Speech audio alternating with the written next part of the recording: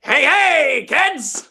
Welcome back to another Killbot and Gorgor Attack live stream, this time for Christmas of 2024!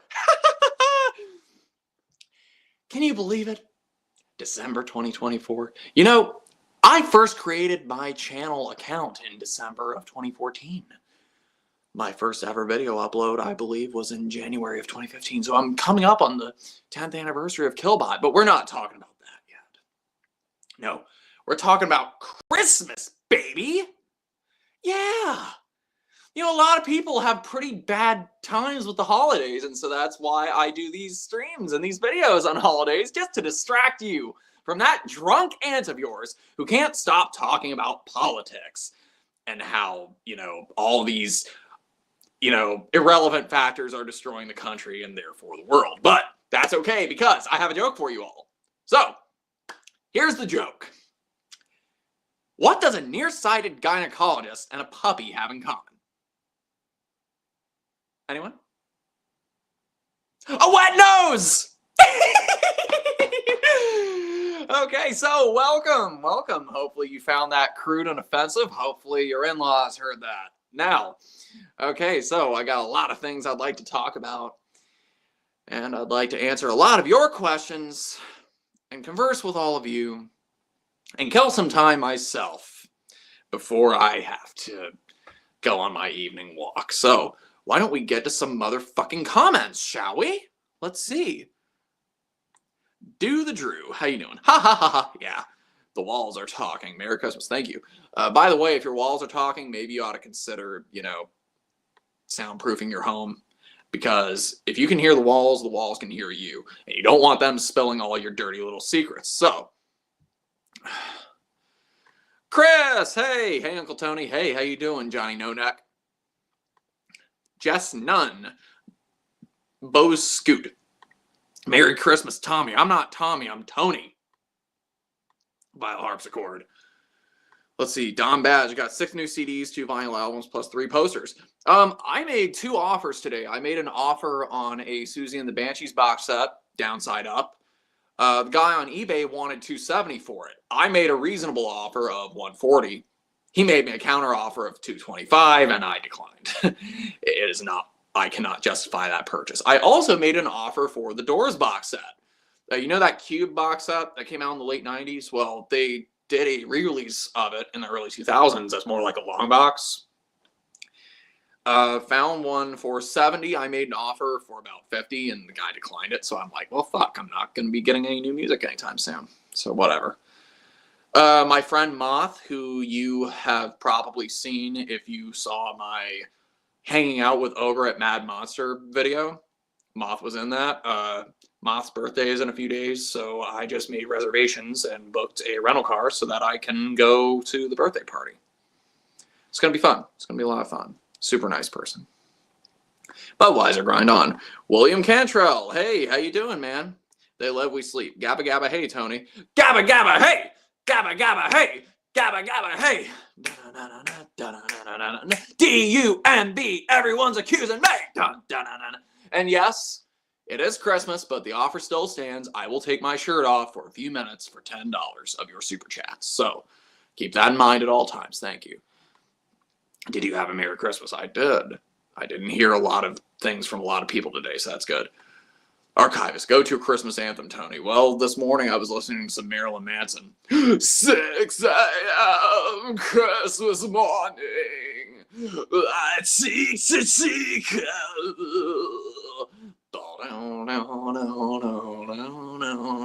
I love you so much it's killing now. If I was your vampire. Let's see, the Ramones, Merry Christmas, I Don't Want to Fight Tonight. I've been in a big Ramones mood lately. On account of I got to visit Joey and Tommy Ramone's graves in New York not too long ago, and got to see Marky Ramone's Blitzkrieg in the city. I just got back from a big 10-day trip to Long Island, and so I want to talk about that trip in explicit detail. That's probably going to bore the shit out of a lot of you, but it's my channel, and I'll do what the fuck I want to. I'm seeing a lot of death these days. That's cool. I think they're a bunch of children, so I don't really listen to them a lot anymore. There was this guy I was watching, this YouTube channel. He was talking about how he catfished Richard Christie back in 2007 on MySpace. He basically made this fake profile as a woman because he knew that that was going to get quicker responses from musicians if he wanted to talk music with them and behind-the-scenes stuff. And so he was talking about how Richard Christie apparently didn't get laid most of his time in death, and how Chuck apparently really wasn't gay, and that Cam Lee was really jealous of all the girls wanting Chuck's boy sausage or something. That's an actual interview that Cam Lee gave. Wow, what a bunch of immature fucks. Nurgle, how you doing? Denisha, hello! Hey, you know, I know that I ran out of time when I went to New York pretty recently, so don't worry. Next time, we will make something happen. Look into my eyes. Look into my eyes. Do you believe me? Good, you better. Okay, now.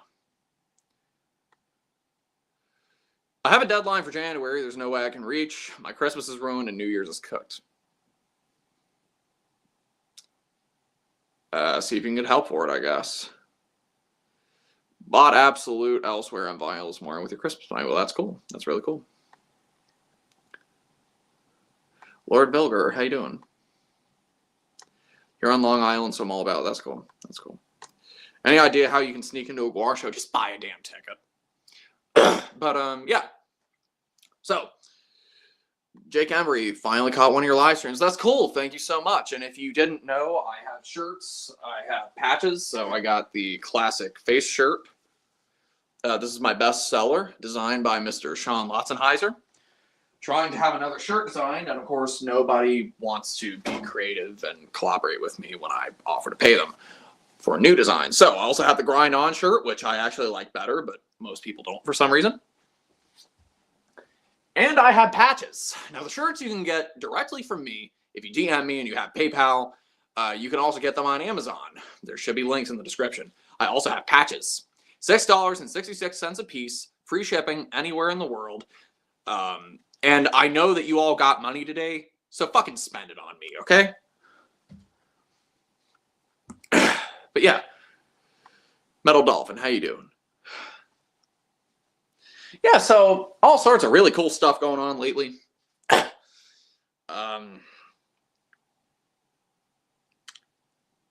For some reason, my Filth Peg video from 2018 has been getting a big surge in views. I'm not sure what caused it. I'm not sure where it got shared, who reposted it, or if the algorithm is just randomly pushing it out to people for no specific reason. But that seems to be happening. That seems to be happening because according to my analytics, well, my analytics, the video has gotten over 4,000 views in the last 28 days. Now, a video that's already lived its life. So hopefully these same people can go on to watch the Dark Side of the Spoon video, the Animositatissimina video that got super abysmal views at the time and still does, and the Bush Trilogy video. I posted a link to it in the comments and I pinned it. So yeah.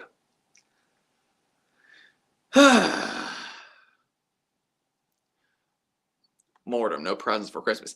No presents for Christmas! King Diamond, yeah, that's right. Fucker who goes on tour all the time and never comes to North Carolina. PCMO, have you commented on Finn McKenty? No, but I'm going to do it in a few minutes when more people show up to this stream because I want people to be able to hear my words on this matter. I got some words, trust me. That's good in the Netherlands. We don't even celebrate Christmas presents. We have Sinterklaas, I think that's how I pronounce it. Sinterklaas was almost the same, but instead of elves, we have blackface slaves. Okay. Not touching that one with a 10-foot pole, but yeah, so holidays are pretty shitty for a lot of people. They're shitty for me. Today's been reasonably peaceful. Thanksgiving was not peaceful. But my vacation happened just in time. I went to Long Island to go visit some family. And while I was there, I saw some shows. I met up with some friends, did some sightseeing. Chelsea Wolfe was playing in Brooklyn on the 6th. And the thing about Chelsea Wolfe, I only got into her maybe a few months ago, after I've been hearing my friends talk about her for years. And as soon as I started listening to her, I was like, man, how in the hell did I not get into this woman years ago? I should have. You know, it's one of those bands that I'm kicking myself in the ass for. But, you know, you listen to the albums, they're awesome, but nothing compares to seeing her live. And the tickets weren't cheap either. I paid $60 a piece for the tickets, 2 tickets. And she was playing in a church of all places. I thought, she's playing in a church? Yeah, it was the First Unitarian Church over in Brooklyn. She likes playing in these churches because she, A, likes playing in weird places, and B, the acoustics lend themselves well for her music. So, yeah, the acoustics were definitely perfect for how dark she got. They were stripped down shows. I got stripped down versions of these songs, I guess. I caught a set list. I also got a guitar pick, and I can show you those in a minute. So, the set list for Chelsea Wolfe. So, I was actually in the middle of the church, and after the show was over, I just walked up to the stage to see if there were any set lists or anything I could catch. And one of her roadies was handing out a couple set lists. So got that. Saw a guitar pick on the floor. Got that. So set list. I mean, if you want to look at that, you can. But basically, yeah. So got Half Sleeper. Got Whispers in the Echo Chamber. A lot of stuff from the new album. And the waves have come. Apparently, she hadn't started playing that live until this tour that she just did. And yeah, I was... my eyes watered. I'm not going to lie.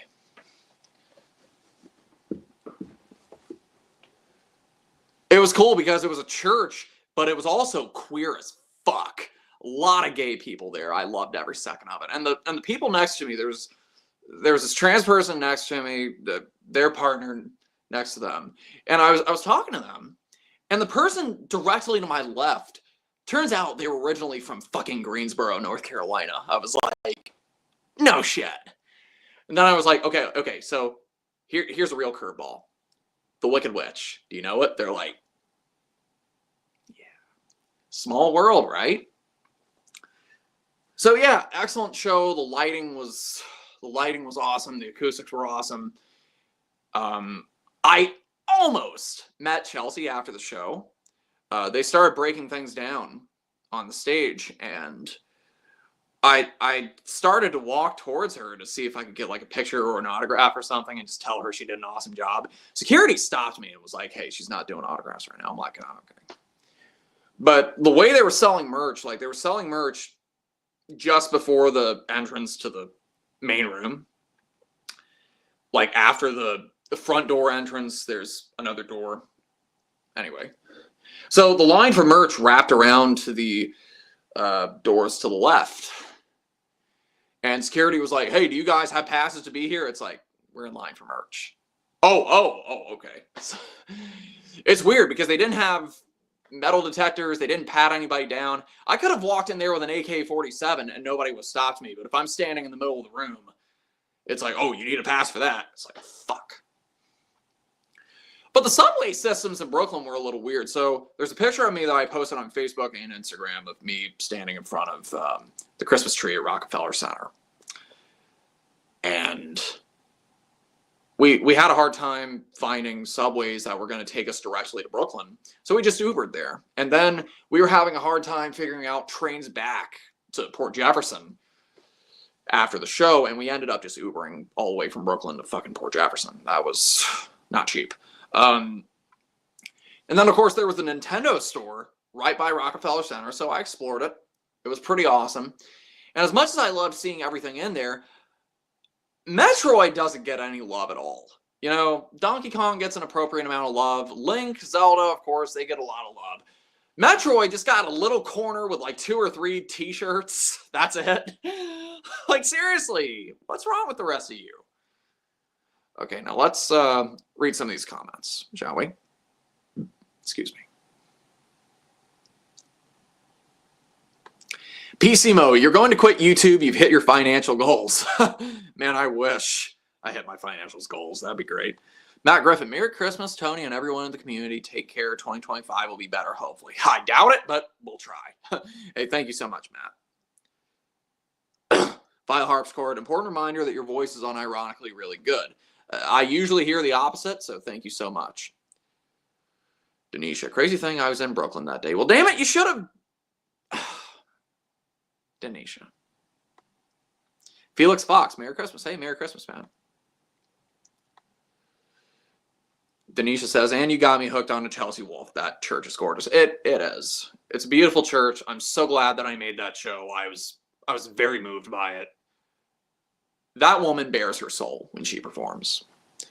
And next time she tours, hopefully I can catch her. And it'll be interesting to see what she sounds like with the full band. She posted some pictures of her on the tour before that when she was playing in Europe.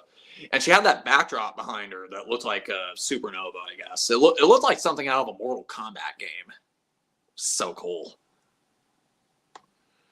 Lord Vilger, you mentioned how Montefiore Cemetery was huge. Greenwood Cemetery is the size of a neighborhood and has many unique headstones. Okay, so I'm going to take a wild guess and say that you're probably the guy that was on my Facebook that was saying that you live near Tommy Ramone's cemetery.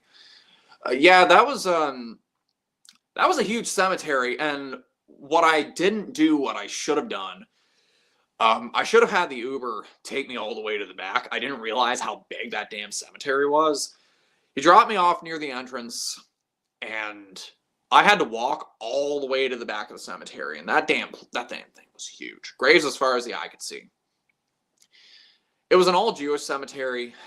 You could see the rocks that were laid on top of the stones, which, you know, if you're traditionally Jewish, you know, they don't leave flowers, they don't leave roses, they leave rocks and stones on your headstones. And also, I didn't learn this until that night. If you're Jewish in that fashion, you don't get a headstone until after you've been buried for a whole year. So the reason that I did the video of me visiting all 4 of the Ramones' graves, because I visited Dee Dee and Johnny last year in Hollywood, and then I visited these 2 guys. Now, Joey, there are a lot of videos and pictures of people visiting Joey's grave. Joey's grave is reasonably easy to find. It's just about right there at the entrance, if you know which entrance to go in. Tommy, however, he was the last one to die. He died in 2014, and so he hasn't had as many people visit him because he was the last one. And that also means that there aren't as many YouTube videos of Tommy and his grave and how to find it. So the couple videos that I did find on Tommy's grave, nobody said anything about directions. So that's why I went out of my way to make sure that people knew, hey, make sure that when you go in and the building's facing you this way, you go right, 3rd Avenue South, take a left there, go all the way back. He is in row 31. That's, you know, it's helpful for people to know stuff like that, because that saves a lot of time. Like, had I done that, had I had the Uber driver do that, it would have taken me maybe 5 minutes to take the pictures and pay my respects, and then I could have made the train back. That was, I don't know, 30 minutes away. And instead, the next train was an hour away, and instead of taking the Uber back and sitting on my ass, I just walked the whole 3.5 miles back. My feet were blistered to hell that day. And you know, in New York, the train system's a little confusing, especially as a North Carolinian, somebody who's not really familiar with how the subway and train system works in New York. There's an app that you can download that'll tell you exactly what trains to get off on, where to transfer, what tracks to go on when you get to the new stations. And the problem is that trains cancel and get delayed a lot. And so I was taking the train all the way back from West Babylon, going to Hicksville, that was supposed to take me to Huntington. Well, the train that was supposed to take me from Hicksville to Huntington, that fucking thing got canceled. So what I had to do, I got to Hicksville, had to take an Uber all the way to Huntington, and I got there just in time. And when I got there, I was like, hey, so it says the train's here, but where's the train? It's all the way down there at the other end of the station. What the fuck? So I jogged all the way down there, and the conductor was like, hey, you guys going to Port Jefferson? Well, what the fuck are you all doing all the way down there? You're gonna miss the goddamn train. The fucking train's gonna leave without you. I almost called him an asshole. I had a long day and I had to bite my tongue a bit. But took the train all the way from Huntington back to Port Jefferson, final stop. I'm getting off the train, same guy. 1 hour later, he comes up, he's leaving the train with me. He's like, you have a good day, sir. I'm like, thank you. I did not expect him to be nice right there. it was weird, but that's kind of how Long Island is. You know, they're kind, but they're not nice. And I was talking with a friend of mine yesterday about this. She did this in a YouTube video recently. She explained the difference between nice but not kind and kind but not nice. Now, nice but not kind means you can call somebody and say, hey, I got a flat tire, and they're going to be like, oh, well, I hope you get your tire fixed and you get off the road soon, but they're not going to help you fix your tire. Kind but not nice means they're going to help you fix your tire, but they're going to call you an idiot and a dumbass and an asshole as they're doing it. The fuck are you driving this piece of shit around for? Man, you ought to know better than that shit this fucking late at night. Okay, have a safe trip home. You know what I mean? I mean, that's what that was like. And it really was Ramones week, because Ramones, they've been a childhood staple. You know, Ramones have seemed like they've always been around since I was a kid. And so I wasn't alive when they released their last album. I was born in November 95. They broke up in 96. And they all died so quickly within each other. And so, you know, the only way you're going to see anything close to the Ramones now is if you see Marky's band, CJ's band, Richie's band. And as it so happened, I did not know about this until I found out by complete accident a couple days later. Marky Ramone was playing 4 days after I visited those graves. So I said, I gotta go. This is all in the YouTube video, by the way. But, you know, I was meeting up with a friend that I've been talking to online for a while. We met in person for the first time. Always a great thing to be able to experience. And we went to this photo exhibit before we went to dinner. And this photo exhibit was showing off some CBGB's bands from the 70s, including the Ramones, Blondie. There was a picture of Divine in there somewhere. Yeah. We finished dinner, and I got to the venue halfway through Marky's set. I didn't buy a ticket yet because I had the dinner already arranged, and I didn't know if I was even going to be able to make it. Well, I got there at 9:30. The band were halfway through their set. They were playing the KKK Took My Baby Away.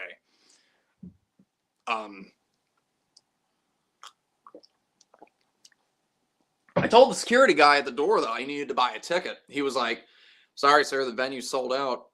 We closed the box office. I'm like, well, damn. Somebody who I guess was the head of security was nearby. He said, hey, are you going to the bar? I said, I can. That's good enough for me. Let him in. So yeah, they let me in. I didn't buy anything at the bar, but I didn't tell them that. And I screamed along with all the Ramones lyrics that I knew. And it was cool because everybody there at the venue, most people looked like they were old enough to have seen the actual Ramones while they were still around. And I enjoyed the show. Tommy Victor was on guitar. And after the show, I waited out front with several other fans to try to meet Marky Ramone. I figured, hey, you know, I've seen all the graves of the dead Ramones. It would be nice to meet a living Ramone for a change and not be so goddamn morbid. So Marky and someone who I guessed was his wife came out. And she was like, hey guys, make it quick. It's kind of cold out here. So people were getting their autographs. People were getting their pictures. And once it got to my turn, I showed him the pictures of the graves. I said, hey, so I'm visiting from North Carolina, and I visited some old friends of yours a few days ago. I showed him the pictures of Joey and Tommy, and then I showed him the pictures from last year of Dee Dee and Johnny. And he said, that sucks. They should all be above ground. I couldn't argue with him there. But that timing couldn't have been any better with that show happening. I didn't even know it was happening. And I got to visit it for free. So that was, you can't beat that. You can't beat free at all. Okay, let me get back to these comments so that way you guys don't feel like you're being ignored. Favorite Agalloch album. My personal favorite is Ashes Against the Grain. I would also like to make a strong case for Marrow of the Spirit, because Marrow of the Spirit is a pretty intense album. Now, I'd say Ashes Against the Grain, it has the best production. It also has some really strong songwriting. I mean, it's got that 1-2 punch. Limbs and Falling Snow open the album. 1-2 punch. Probably the best 1-2 punch you're ever going to hear with any album ever. Like, he used every songwriting trick in the book with both of those songs. Like, both songs could have ended at the 7-minute mark, and they just kept going and just pushed them way over the edge. They didn't have to. They would have been 10 out of 10s if they'd ended at the 7-minute mark. Like, when Limbs goes down, down, like, it didn't need that part, but I'm so glad he put it in. And then with Falling Snow, when it goes bow, no, no, no, no, no, no, no, no, no, no, no, no, no, bow, bow, down, no. It didn't need that part, but it makes it so much better. That's called brakemanship, my friends. Killbot needs to hit up some Emma Ruth Rundle too. I'll look that up later. Dude, Brooklyn Port Jeff is like a friggin' trip. That's like 70 miles. It was a big trip, man. When I went to New York in April of last year to see the Skinny Puppy shows, I took an Uber from Upper Harlem to Farmingdale to go visit Peter Steele's grave. Now, had I known back then what I know now, I would have taken the subway to Penn Station or Grand Central Station and just taken a train all the way to Farmingdale. Could have saved myself maybe $200, but that was not a cheap Uber. Uber. Bo Scoot, what are your religious views? I don't believe in anything. I'm not spiritual. I'm not religious. I think we all exist, and then and that's it. You know, I know that's a dark thing for a lot of people. But for me, I go about my life trying to treat others with dignity. And unfortunately, a lot of religions don't want you to do that. They want you to look down on other people, especially those who aren't subscribed to your viewpoint. I have close friends and family that are persecuted by these viewpoints, and I have to live my life and make my decisions accordingly. Mr. Darkmare, Eric is Scobot. Hey, how you doing? Frank Castle, do you still have that spinning CD shelf? I have 2 of them. I ran out of room for the one, and I had another one made. I've had no issues with them. I love them both. The only thing that you have to make sure is to buy a real Lazy Susan, so that you're not using the cheap plastic piece of shit that's included.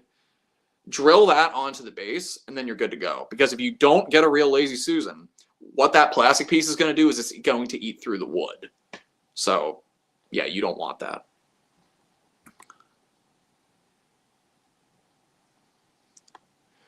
Denisha, learning the New York City subway system is a skill. Helps to leave 30 minutes prior than you plan to.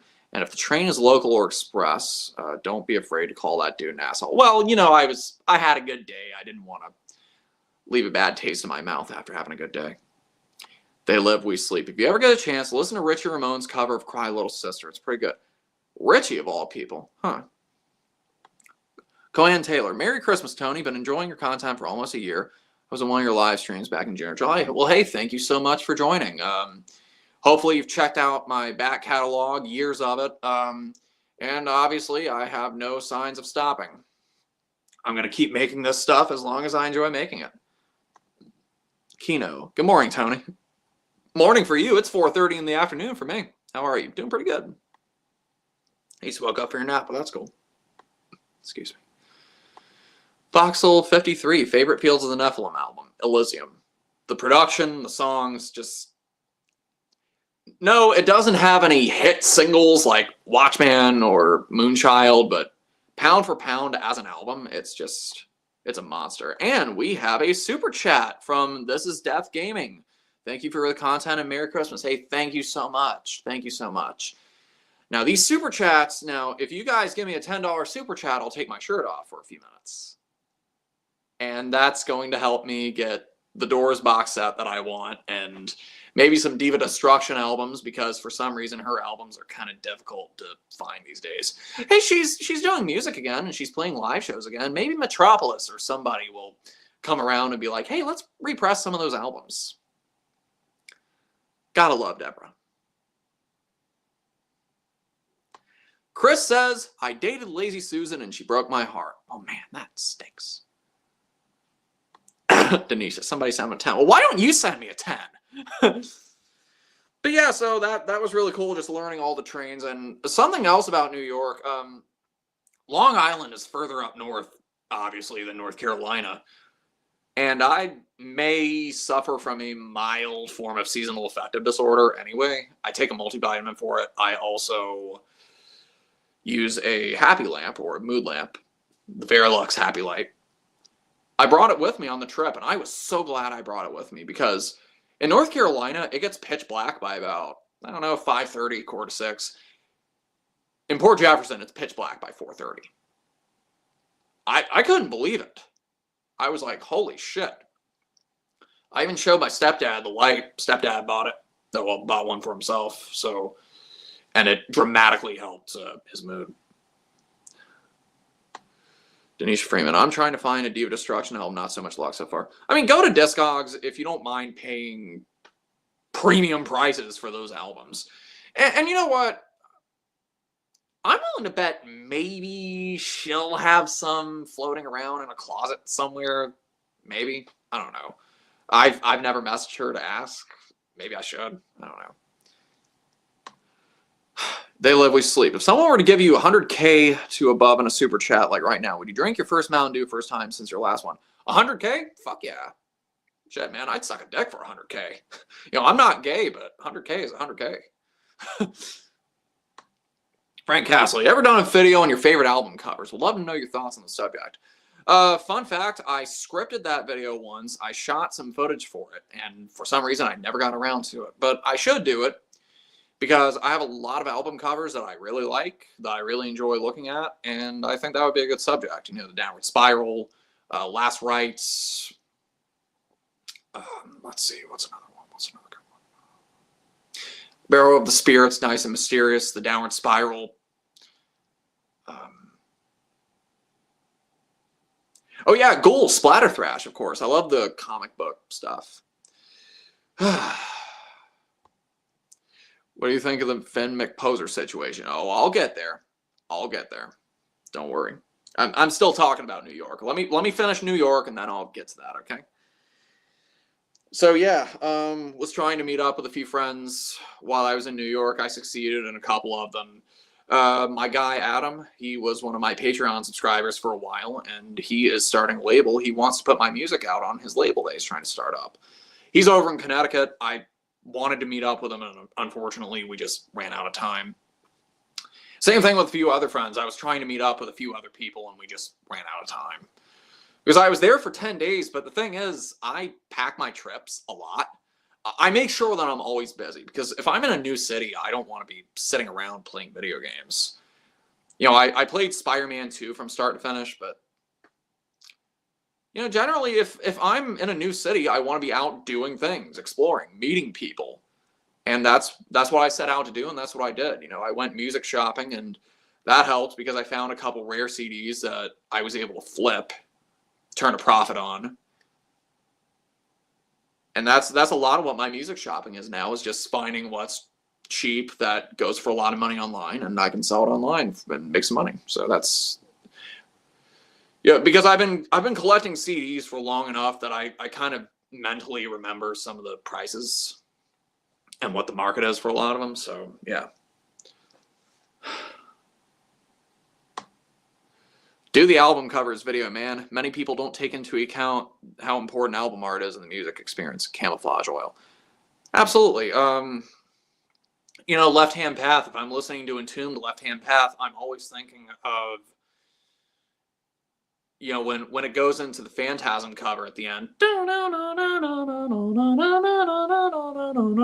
I always imagine myself walking down that path in the woods that's depicted on the album cover. You know? But yeah, always trying to meet people, always trying to do cool things, and I did. You know, Port Jefferson, it gets real foggy sometimes. There's a nice beach there. You can see Connecticut from across the river. And when it gets real foggy, it looks like the John Carpenter movie, The Fog. So cool. So I took some really cool pictures of me at the pier. I wanted to take some pictures of me with the fog going on, but it was too windy. It was drizzly. I was like, it's not a good day for it. And so I took a picture. Well, I took some pictures when it was clear out, and it still looked great. I was like, you know what? I'm happy with these. And the food portions were unbelievable, man. Like in North Carolina, you spend $10, you get like a little plate of food. You pay more for the food in New York, but god damn, they give you like 2 or 3 times the food amounts. I'm like, okay, so this is my meal for the whole day. And it was cool because I was able to basically see my meal for the entire day. And I was like, okay, so I'm doing a lot of walking.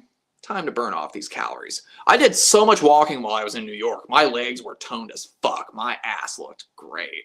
You know. And I got another super chat from Oni. Merry Christmas, Killbot. You're the man. Keep it up. We all believe in you. Got my dad a Power Slave vinyl for Christmas, and he loves it. Metal! Hey, thank you. Thank you so much. Did you get him an original Power Slave? Did you get him a remastered one? Because I'm sure a remastered one probably sounds better than an original at this point. If we meet up next time, you're out here, I have to take you to Vinyl Fantasy in Brooklyn. Oh, yeah. Yeah, definitely. A lot of cool things. Renacito, greetings from El Salvador. Hey, thank you. Thank you so much. Greetings from North Carolina, the asshole of America. Catherine Garcia, what advice would you give to someone who's never been on a plane before? Well, in the words of Superman, circa the 1978 movie, statistically speaking, it's the safest way to travel. I've traveled on planes a lot since I was 10 years old, a couple times a year. I love it. But that's, you know, if you're driving, you're on the risk of hitting a deer, hitting an idiot driver. Trains take forever. Planes, though, you can get across the country sometimes in 3 hours. So it's fun. Just, you know, don't overpack. Get there early.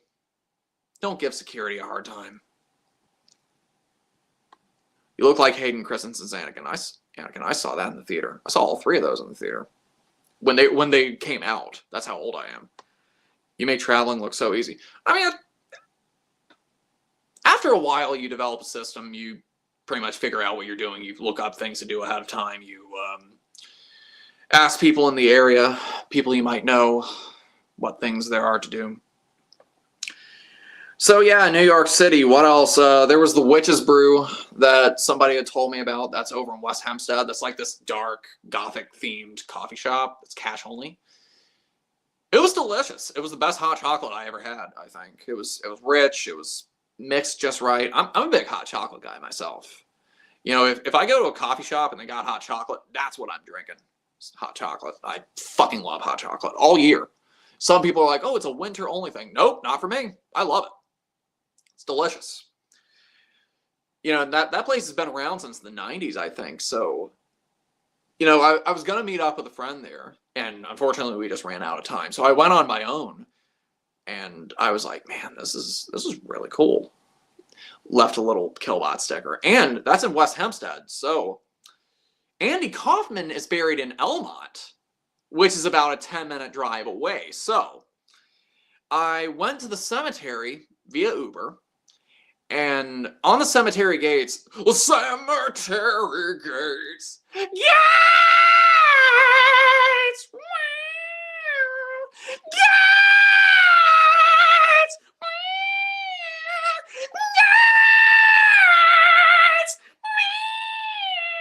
On the cemetery gates, the sign said it was open from 8 to 5. I got there at 4 and the security were shooing us away. They turned us down. They closed the cemetery an hour early, the fuckers.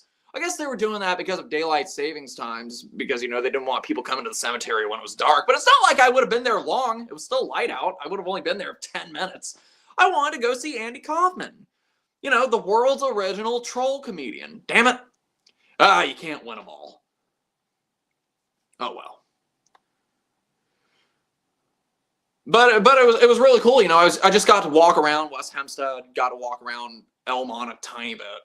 And it amazed me how suburban a lot of New York seemed. You know, it seemed like each town was its own neighborhood. And a lot of people seemed to know each other, even in Brooklyn.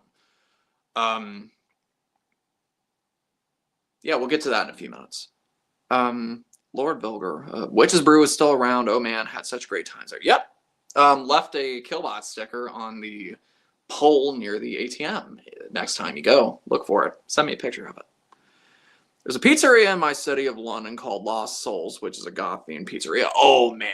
London, Ontario? London, England? Funeral Witch. Do you listen to Riot Girl? I fucking love Bikini Kill. Fucking love Bikini Kill. Typo Nathan, are you going to any of the Acid Bath reunion shows? If they tour, I will go see them. I'm not much of a festival guy, so not really planning on going to any of the festivals, but if they tour, I will go see them. Hey, Tony, how you doing today? Amelie, yeah, I think that's how you say it. How you doing today? Doing pretty good. It's been a peaceful day. Catherine Garcia, thank you, Tony. I'm moving out of the country soon. Good time for it. But never been on a plane before in my life, so I got to prepare with myself for it. I mean, it's a lot quicker than you think. You know, you just don't consume a lot of liquids, don't eat a lot of food before you go on the plane. And if you'd like, bring yourself a sleep mask and you can go sleep on a plane. I have trouble sleeping on planes, but some people, they can sleep easier on planes than they can in beds, so. All right, I unfortunately can't pronounce your profile, but you're saying, due to time zones, this is literally the first stream I could catch you in real time. Just wanted to say that your videos are great, grind on America. So say, thank you so much. Thank you for joining.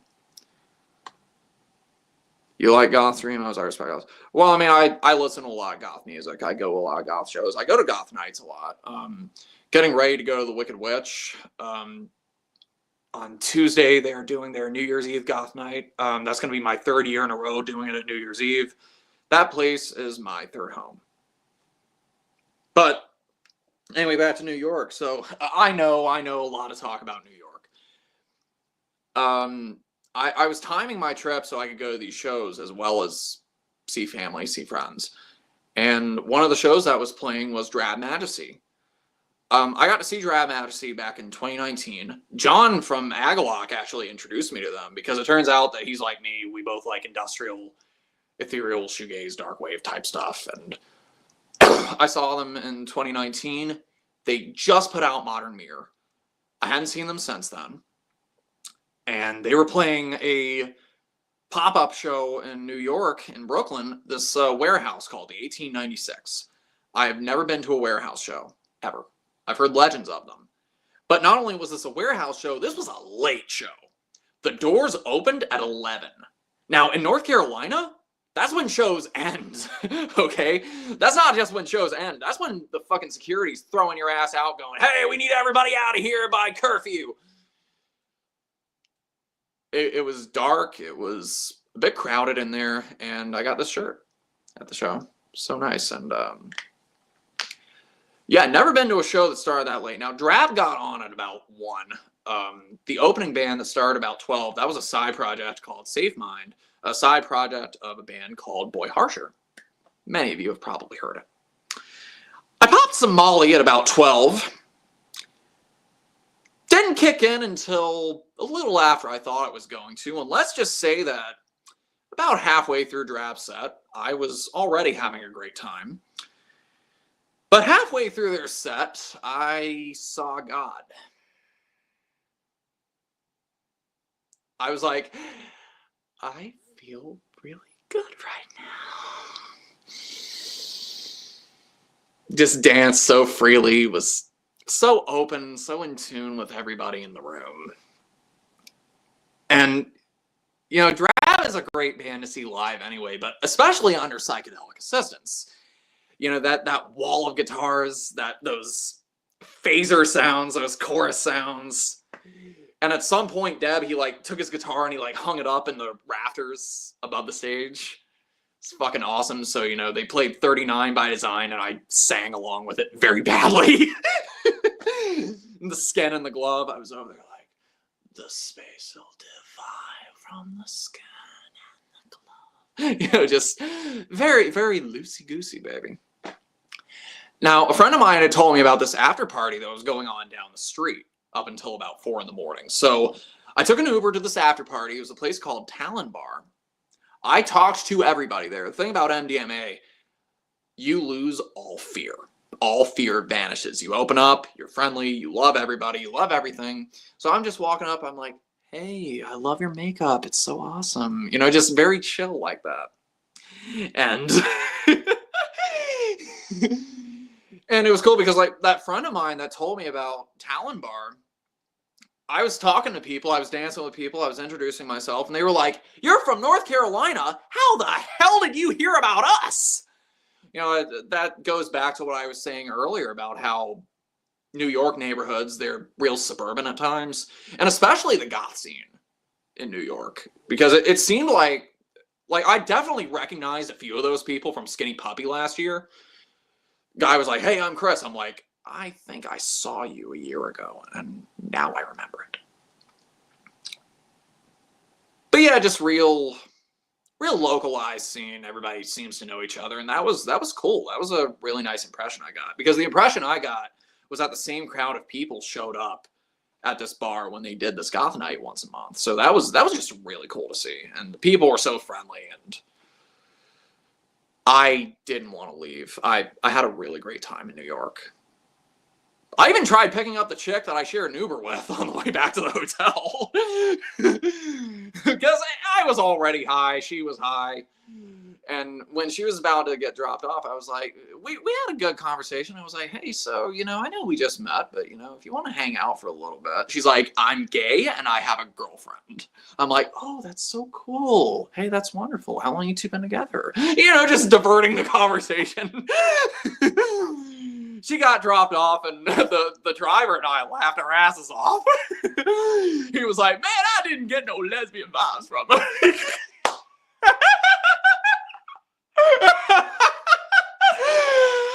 Come on, I was in a new city. I love getting into shit, okay? I mean, you know, as long as everybody's respectful, consenting, whatever. Okay, so Red Party at New York City is a lot of fun. Yeah, my friend told me about Red Party too, and the big thing she told me about that one was there was a band that was playing on the bill that, you know, I'd heard some things about, so I was like, oh, I know all about that band.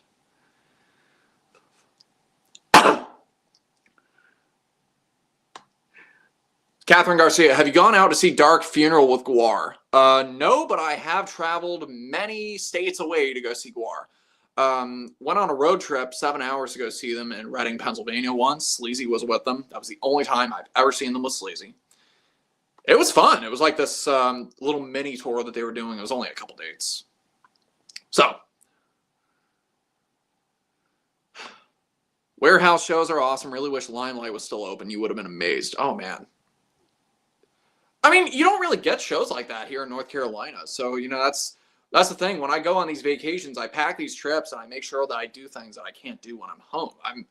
It's like I'm a completely different person when I'm on vacation. I'm happy. I'm living my life. I'm loving everybody. I'm kinder. That's always a good thing. So yeah, I think we have finally finished the New York portion of this stream. Yay! I know a lot of you are like, oh, thank God, you can talk about metal now. So how about that upcoming tour with the Cavalieras and Necrot? That shit's going to be awesome. I would love to go see the Cavalieras especially. I've seen Necrot twice. I've seen Dead Heat once, opening for Necrot. Never seen the Cavalieras, and they're coming to Greensboro. Man, that's going to be a fun show. Who else? Machine Head is going on tour. I can't really get into their music. I I have most of their albums digitally, and I don't know, that band just doesn't really click for me. But I have a feeling that they're one of those bands where even if you don't like the albums, you can probably go see them live and love them. So looking forward to that. Then, of course, Gwar is going on tour. Gwar is a touring machine. Gotta love Gwar. And there's that tour that Emperor is going on. They're playing West Coast dates and they're playing East Coast dates. Wolves in the Throne Room will be opening for a couple shows, and Agalloch will be opening for a couple shows. Now, I may travel somewhere to go see one of the Agalloch shows. Haven't decided yet. It's going to depend on how my finances look the month it happens, but I would love to go see Emperor, and obviously I'd love to go see Agalloch again. They're one of my top 5 favorite bands of all time. So yeah, that'd be kind of cool.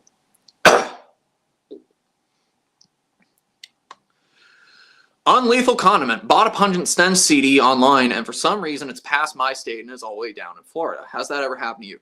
Well, sometimes with the major shipping centers, it's cheaper, like say if you're shipping from North Carolina to Virginia. Sometimes it's cheaper if your shipping partner ships from North Carolina, goes to Cleveland, and then comes back to Virginia. I mean, stuff like that happens all the time. Usually that happens for logistical reasons, but your CD will make it back to you. If it's tracked, that's what's going to happen. The other alternative is that your seller may or may not have accidentally switched tracking numbers. Maybe he was shipping somebody else's stuff that day and he just put the other person's number in when he sent it to you. So it happens all the time. Just be patient. So yeah, lots of exciting tours going on, and of course, I'd like to take this time to pay tribute to a singer who used to be in Lords of Acid. Ruth McCardle, also known as Sherry Blue and Lady Galore. She passed away at the age of 59, I believe, not too long ago. She was a lot of people's favorite Acid Queen. She sang on the Voodoo You album. That was the one album she got to sing on. And she was incredible. You know, you see footage of Lords of Acid from those tours, and you can see she had a great stage energy. She had a great voice. That band seems to have a lot of issues with tragedy this year. Trudy's gone. They lost their publicist pretty recently, and now Ruth. So yeah, just a little tribute to all 3 of them. I can also speak for Trudy personally because I got to know her a little bit on that tour, and yeah, they should all still be here. I wish they were. Cheers to all of them. And while we're on the topic of tragedies, how about that, you guys hear about that school shooting in Wisconsin where the shooter was copying the Columbine shooters right down to the outfits? She wore a damn KMFDM shirt. And now KMFDM is in the news a little bit because, well, they were in the news back during the Columbine days because, well, one of the shooters was wearing a KMFDM shirt. So there was some controversy over that. And now KMFDM, well, the people who have brains know that it's not the band's fault that any of this happened, this tragedy happened. But it made the news, and a lot of KMFDM fans were like, ah, shit, here we go again. You know, I am fatigued hearing about shit like that. It happens so often that it doesn't surprise me anymore. I mean, it's horrible every time it happens, but it's just, you know, you hear about it so much that it's like, didn't we just have one of those? You know, it's hard to keep up with them. Unlethal Condiment, thank you for the insight. Absolutely. So yeah, that's something that's been on the brain lately. I think it's just going to blow over pretty quickly. It usually does. You know, fear-mongering will go towards other subjects. Usually innocent immigrants. And what else? Oh yeah, My Dying Bride. Did any of you see that Aaron from My Dying Bride is not going to be joining them on the upcoming tour? Now, if you're like me and you love My Dying Bride, especially the earlier albums, you know that Aaron is a big part of the appeal for that band. Now, if I remember correctly, they got the guy from Swallow the Sun to sing for them on this tour. But Aaron's a big part of their sound. He's been with them since the beginning. In the early days, he growled, and I preferred when he growled. But Connor Graves, didn't Aaron's kid die? I was not aware of that. Let me look at that. Aaron Stainthorpe. Let me look into that.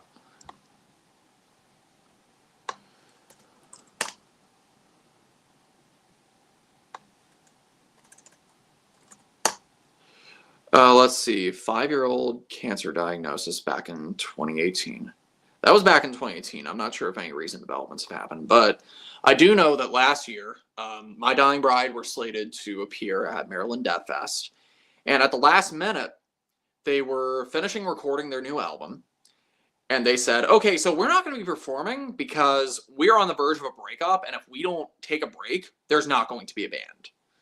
So My Dying Bride dropped off the lineup and Adelle took their place, which a lot of people said was an upgrade. I love both bands. But now Aaron is not with the band on this upcoming tour. I don't know if that's a permanent thing or not, but there's definitely something going on in that camp. You know, it happens. You know, if you're in a band with somebody for 30 years, 35 years, however long they've been around, they tend to... You know, people change, people evolve, people grow apart. And after you've been around the same fucking people for all those decades, you know, you wear on each other's nerves. It happens, you know?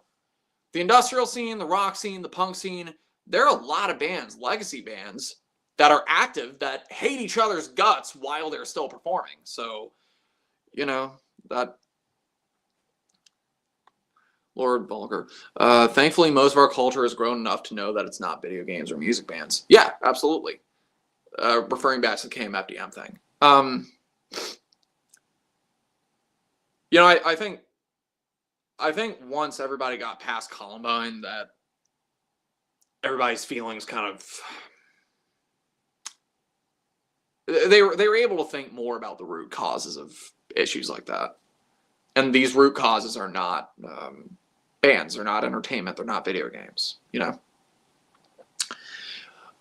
This is a symptom of the violent and horrible and destructive culture that we live in. That's materialistic, that's antagonistic, people are pitted against each other. Wealth is so concentrated up top, and the rest of us are just piss ants trying to survive. A lot of people are one paycheck away from going homeless. So... let's get off that topic. Let's see. So, what are some other things that have gone on? So, at the Chelsea Wolf show, she was selling some incense sticks. And I've never really done incense. I've always done candles, and I have to be a little careful with the candles that I use because really powerful smells kind of overwhelm me, and they give me headaches.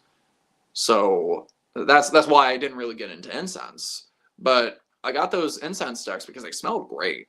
And I got this handmade incense holder from Etsy. Check this out. It's got the moon. It's got the sun.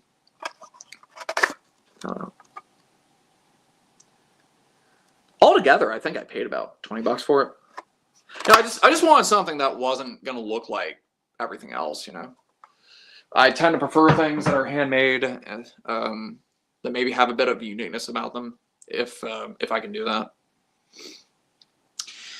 And I'm thinking about doing a instructional video on how to do Liz Fraser vocals, but we'll talk about that in a few minutes. Let's talk about the thing you guys want me to talk about. Finn McKenty. Yeah, so a lot of people have noticed that Finn McKenty quietly quit his YouTube channel. He hadn't uploaded in a few months, but he announced on a podcast recently, a very cynical and jaded and bitter podcast where he was talking about, I made my financial goals, I did it all for the money, I don't have any interest in music, and yeah, so I think really what ended up happening was, I don't know Finn personally. I've never talked to him. I've only watched a couple of his videos, and I've cut them off halfway through because he seemed like a bitter asshole in all of them.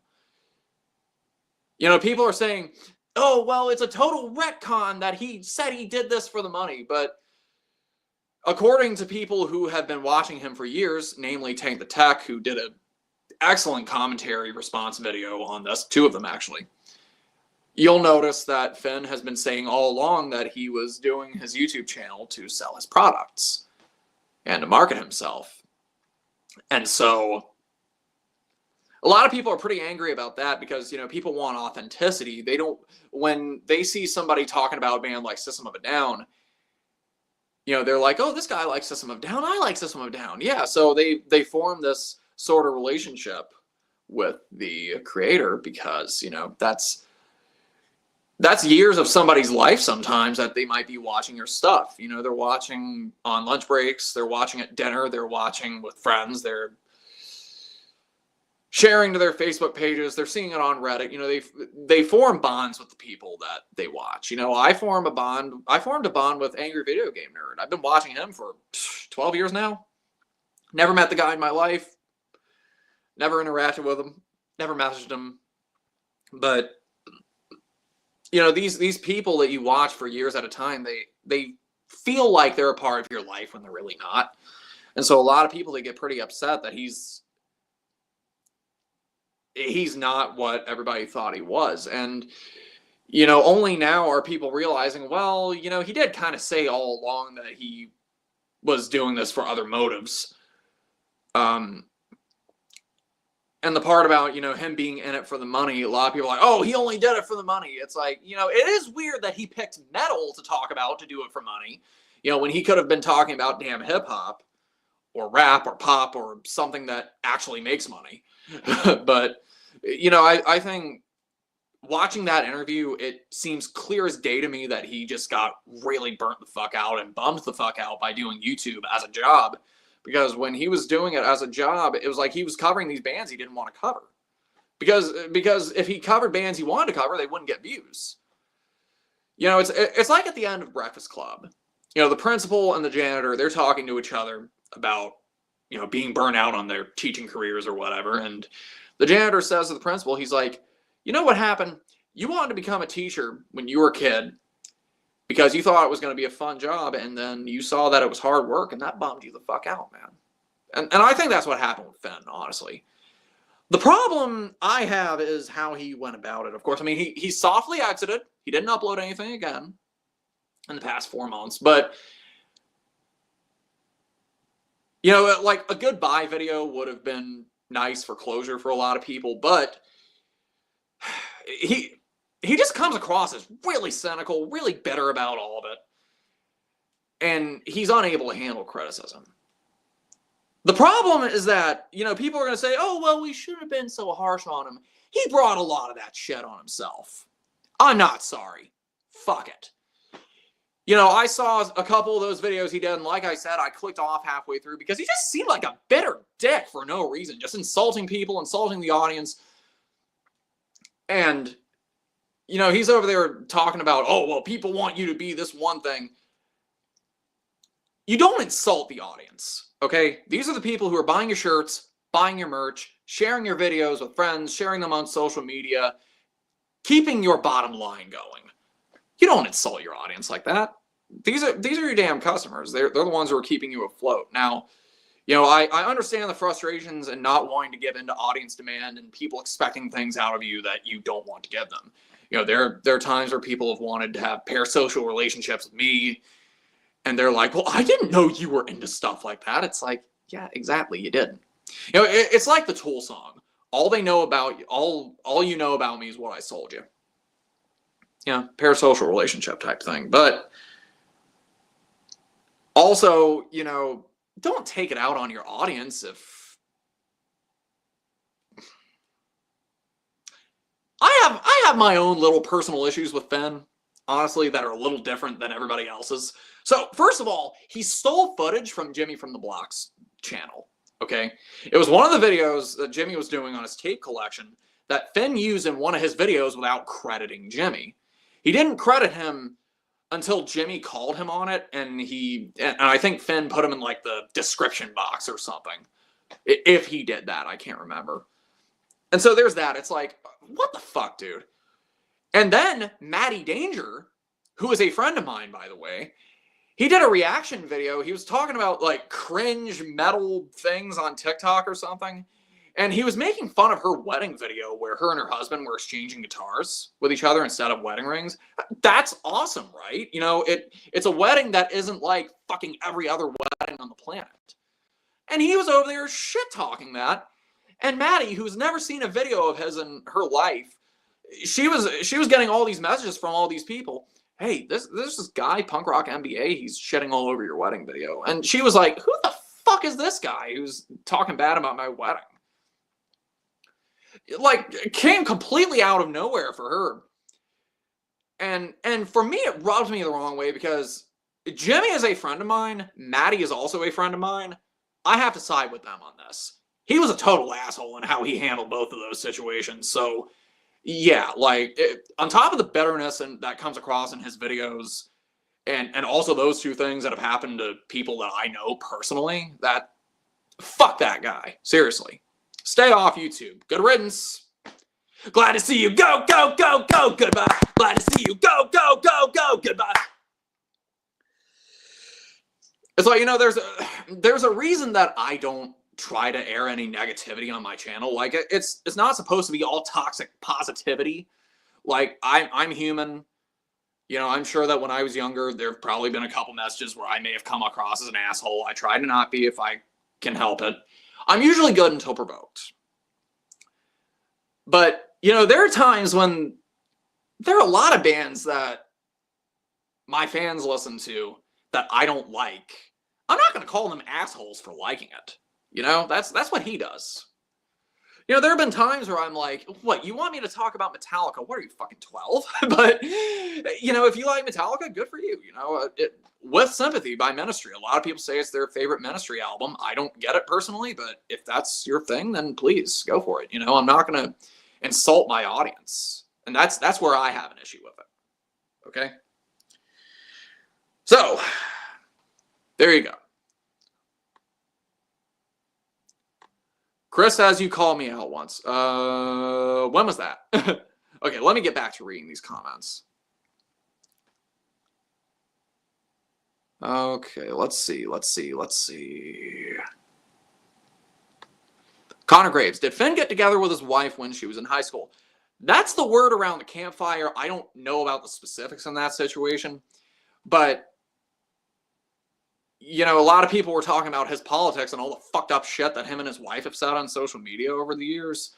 It's weird because, like, for a channel named Punk Rock MBA, Punk Rock in the title of the channel, he's pretty conservative, and not just politically, but socially as well. Going back to the wedding video, he was over there talking about, if you're going to get married, just get married like everybody else does, you know, because you're not doing it for you, you're doing it for your family. It's like, so a punk rocker, a supposed punk rocker wants you to be a conformist. That's interesting. Vegan Metalhead, your longest subscription is Infidel Amsterdam. He's been around for a long time.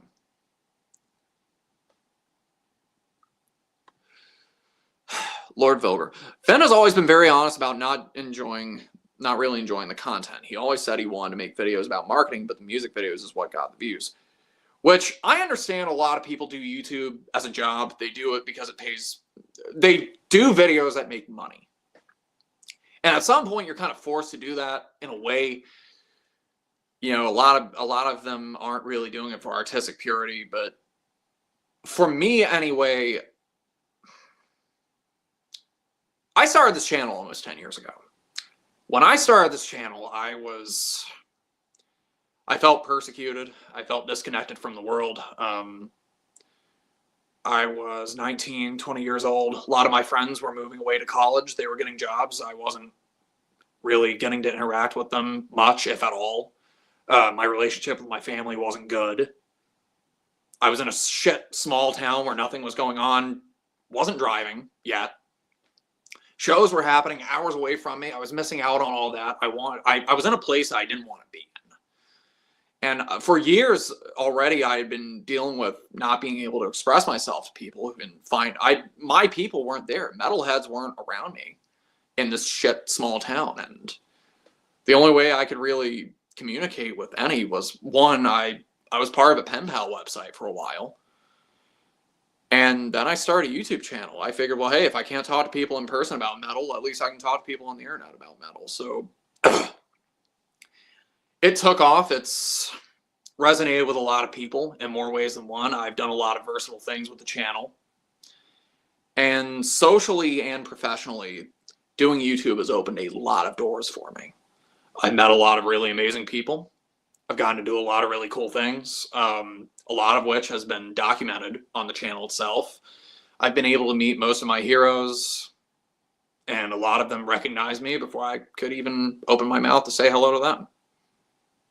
You know, that's a powerful thing. That's the power of my craft and enjoying it. You know, this isn't doing YouTube isn't a stepping stone for me to meet a lot of my favorite bands. This is stuff that I do because I enjoy doing it and because I genuinely enjoy the music. You know, and I hope that when you watch these videos I do, you see that. Because if I were to come on here and say, oh, I don't actually like Skinny Puppy, I just did 1 million videos on them, I saw them 8 times, I've hung out with Ogre, I'm friends with his girlfriend. You know, wouldn't that be a total retcon if I were to say something stupid like that? You know, people appreciate authenticity, and the only way I can perform on here is authentically. You know, I'm not going to do videos on these bands I don't give a shit about. And people ask me to do videos for bands I don't even listen to, and it's like, sorry, I don't listen to them. You know? So there is artistic purity, and, you know, sometimes I will meet audience demand at times. But I'm also not a sensationalist channel. Every other channel on the planet is doing videos on Finn, and I don't care, honestly. But as far as Finn, he insulted my friends, and he insulted my craft. I don't like my craft being insulted.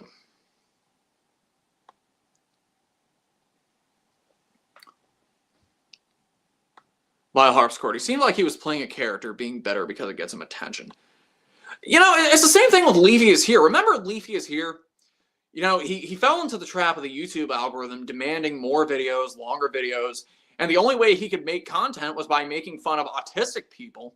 And then Leafy's fans were sending death threats to the autistic guy's channel to where the guy had a mental breakdown on video publicly. And people were like, oh, Leafy, you fucking bully. He was a bully about it, and his fan base were bullies about it. Also, the algorithm rewards that type of thing. It rewards drama, it rewards sensationalism, it rewards being an asshole, and, you know, maybe to the detriment of my channel, I try not to be a piece of shit towards people on here. I know I have my bad days sometimes, especially when I was younger, but, you know, I just don't see how putting energy out there into the world like that is being productive. I don't.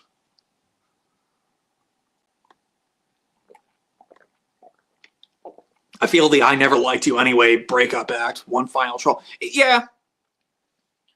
Yeah, it was like he was saying, fuck you for enjoying my stuff to begin with. Like, seriously. I mean, yeah, I do get idiots and assholes in my comment section sometimes, but, you know, to focus on the negative like that and make it seem like that was the entire thing that you were experiencing, that's just not accurate. Like, typically 99% of my comments are friendly people. You remember that 1%. I have a personal rule that I don't read my comment sections until after I've had my coffee in the morning. And then I'm able to handle it. Because the thing is, when you read hateful comments like that first thing when you wake up, it sets a bad mood for the rest of your day. So you also have to learn how to accept that and take that with dignity. And you have to be a bit thick-skinned to do stuff like this. So, yeah. And it seemed to me like he just didn't know how to deal with that after all those years. Which is a shame because it's straightforward. And by the way, he's talking about all this hate he got over the years. If he got so much hate, he wouldn't have gotten as big as he did. He had a big following. You know? A hell of a lot bigger than mine. And I've been trying for years, goddammit.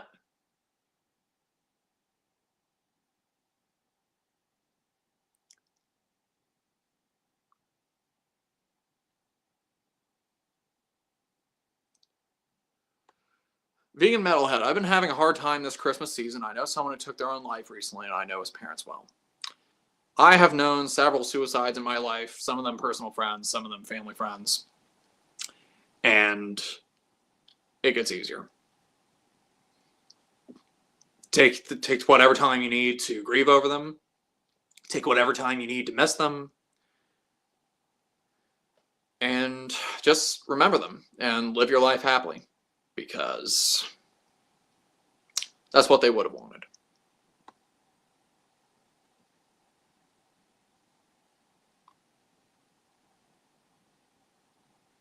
You don't know Leafy is here. Leafy was a channel that was pretty big several years ago, all the way back in like the 2010s. I don't know if he's still doing stuff, but I haven't heard anything out of him for years. He just kind of dropped off.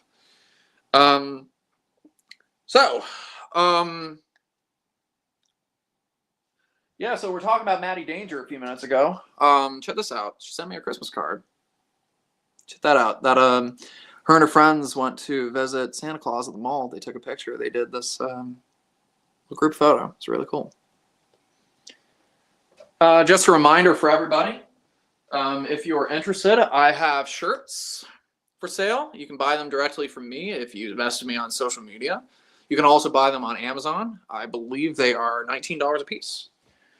You can also buy patches from me, $6.66 a piece. Shirts and patches are available on Bandcamp. You can also, again, buy them directly from me. $6.66 a piece, free shipping anywhere in the world. So, you go do that. And I'm going to take a break for just a minute. I'll be right back. Hold on. I got a fart. I don't want any of you to hear it.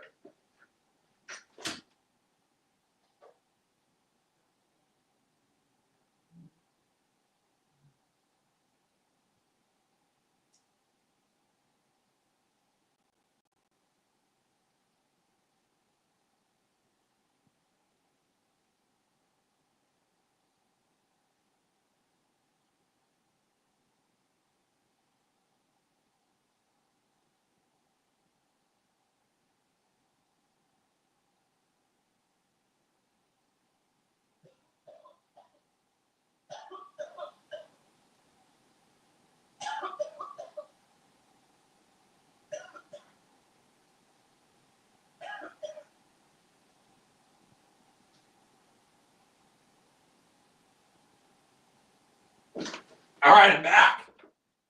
All right. Let's keep the show going, shall we?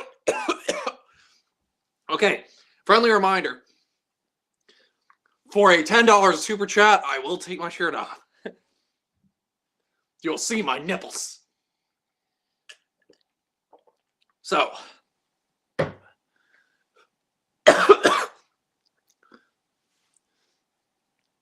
So, I want to tell you about a little mishap that happened maybe 2 weeks ago.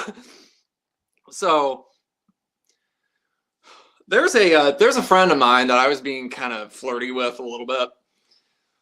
And I smoked a doobie, and I had some Hershey Kisses in front of me. Now, what I did was I had some tape, and I taped them to my nipples. Kind of looks like this right here. And I did this little sexy pose, like. So I took a picture of that, and basically the joke was, hey, I have boobs. I was high, okay? So that was the joke. And I sent that picture to her, and she was like, why are you being a jerk? I'm like, what do you mean? You're saying I'm flat-chested. I know my boobs are small. I'm like, no, that's not what I mean at all. You know, I had to backpedal out of that joke because I really didn't think about that before I did it. And yeah, I was like, look, I wouldn't change anything about you. You're beautiful, and which I meant, but you know that was a joke that backfired badly, and I felt bad that I made her feel bad. You know what I mean? But I don't know. Like sometimes you get my humor, sometimes you don't, and sometimes even I don't get my humor. I was high, okay.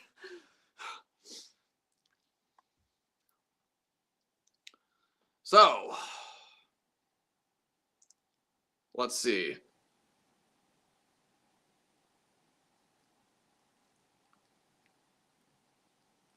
Vile Harpsichord. What are my top 5 favorite Ministry songs? Just listen to the Filth Peg album. Honestly, beginning to end, pound for pound, I believe it's their best album. It's sludgy, it's heavy, the production's really great, and the songs are just dark. You can't get an album like that today. You really couldn't. Lord Bulger reminds me of Amazing Atheist, just being an asshole about anything and everything you could talk about. Sometimes, I mean, I think he's calmed down a little in recent years. And the thing about TJ, I enjoy how collected a lot of his takes are. You know? Yoshi Go giving 5 bit. Yeah, cool, great. Filth Peg is underrated. I say that Dark Side of the Spoon is pretty underrated too. I know a lot of people don't like that album, but I've never heard an album like it. The closest I've come to hearing something remotely near it would be Stag by the Melvins. That's pretty much what they were modeling their sound after at the time, were the Melvins. Pantera were modeling songs from Far Beyond Driven by the Melvins too, you know? They were making songs like 25 Years, and they were thinking of, I don't know, Osmo by the Melvins, so there you go. Vegan Metalhead. Hour of Penance is your favorite band. That's that doom metal band, isn't it? Mark Goyd and Helmet. Yes, absolutely. And Helmet used to be great. They were great up to about, I don't know, Betty. I did not like Aftertaste. But Betty has that awesome drum sound, you know? The production is just perfect. Tech Death is what Hour of Penance is. Okay, so I might be thinking of Hour of 13 is the doom metal band I mentioned. Mustang, Cobain, Acid Bath, yep. Connor Graves, are Korn a Helmet ripoff? I mean, it sounds like they're taking more after Acid Bath than they are Helmet. That's just me, though. Twisted Transistor. Hey, you, Devil's little sister. Why does he sound like that? I always liked that South Park episode with Korn. They're riding around the Scooby-Doo machine.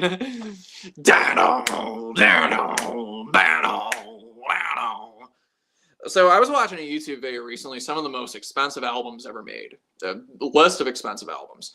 And Korn's Untouchables was on there because they said it took like $2 million to make that album. Because what they were doing, they were paying for housing for their entire crew. Okay? It took like 6 months, I think, for them to make the album. And they recorded it at 96.24. They recorded it at 96.24. Typically, when you record albums, studio albums, digitally, you set the sample rate to about 48 hertz, I'd say. Now, I know this is a lot of studio jargon. A lot of people aren't going to understand. But basically, the sampling rate, it's basically how much audio gets processed per second. So if you have 48,000 hertz, that's 48,000 little sound samples that can be filled musically, as far as data goes. And the only time you would really ever need more is if you're doing film. You know, if you're doing major film stuff. Because the soundtracks for those have to be rich. They're doing surround systems and all that other shit. So typically, when people listen to music, that all the human ear can hear anyway, the naked human ear, 48,000 hertz. Because that's all you need. There's no need to go any higher than that, unless you're doing a movie, like I said, for those technical reasons. But Korn did it at 96.24. They only release it on CD, to my knowledge, and if they wanted people to experience true 96.24, you'd have to release it on DVD or Blu-ray and release those as surround mixes. Let's see, Korn Untouchables. I haven't listened to Korn since I was a kid. Well, let me rephrase that. I haven't had any of their albums since I was a kid. I used to like them a lot. That Untitled album from 2007. You know, I got that pretty much when it was new. Y'all want a single, say fuck that. Y'all want a single, say fuck that's it. See, I know that shit. Let's see, what have they done? Let's see, they did a DVD. Let me click and see what that is. Come on. DVD video. Let's see what's on the DVD video from 2002. Just the music videos? What the fuck? Why would you waste that opportunity after you recorded a 96-24 album? Dude, they had to spend so much money to get stuff that was going to clock all that shit properly. Like, that's like... I don't know, man. That's like paying for a hooker and then not using her because, you know, you think your wife might be waiting for you at home or something.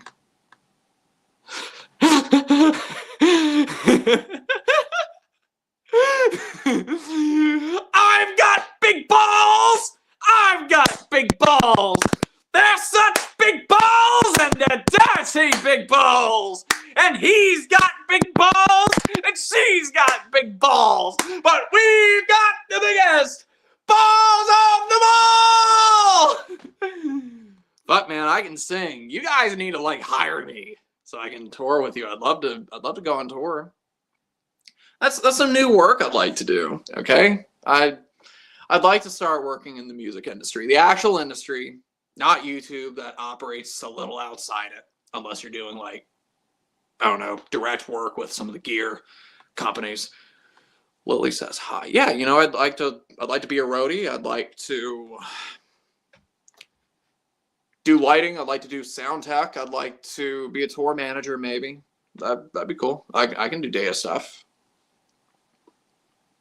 And I'd love to play. You know, if somebody would hire me to, like, play bass, play drums, sing even, I could do that. Chris, now Lily is up. I'll bet she's up now. After all that screaming I've been doing. Okay, so phone battery hasn't died yet. That's good. So I'm just going to keep this up as long as you guys would like for me to be here. Oh, I'll tell you why I did the other night. So I went to McKay's, went CD shopping. And in the metal section, they had Nox Arcana. Fuck yeah. Nox Arcana, they're like this neoclassical gothic project run by one guy. And each album has a bit of a concept, a bit of a story. Like sometimes he'll do ghost stories, sometimes he'll do pirate stories, and the music is supposed to represent what's going on in the story. So yeah, I found this at McKay's in the metal section of all places, and I picked it up because I was like, I can't believe that I'm finding this in North Carolina of all fucking places. Like, Nox Arcana, that's more like a big city thing. Only the big city people are gonna know about that shit. Christy, hello, Merry Christmas. How are you? How are your kids? Connor Graves. It doesn't seem that hard to help with gear and mixing at small venues.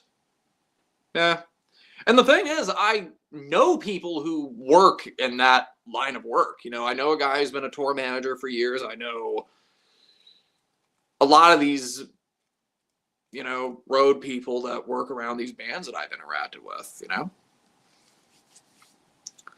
And some of them get famous just from working with these bands. Tank the Tech, he's got a YouTube channel now. He talks about all that stuff. And I love his videos. You know, I think he's usually a pretty level-headed dude.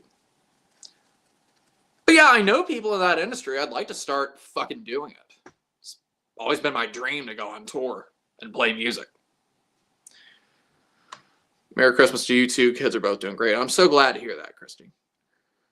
Denisha says, Nox Arcana needs more attention. Yes, I agree. Lord Vulgar. Neoclassical metal, they're not metal. They're not metal. They're more gothic, I'd say. More neoclassical, gothic, ethereal, whatever you want to call it. But it's all very well done. Very cool. The guy's making a name for himself. Vile Harpsichord. Important reminder that you are very talented and we all love and appreciate you. Oh, thank you. It's so nice of you. Mr. Dartmoor, thank you for inspiring me to become a YouTuber. You, Wyatt, Dante, Ruthless Metal. Thank you. Thank you so much. I'm glad that I could do that for you. Unlethal Condiment. Speaking of CD shopping, probably going to go CD shopping myself. Couple CDs I want. I I need to be responsible with my money for once.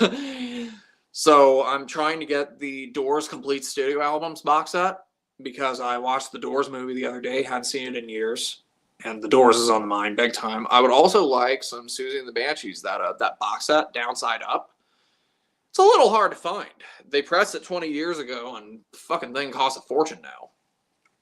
It's only 4 discs, so it's hard for me to justify a purchase of $170 for just 4 CDs.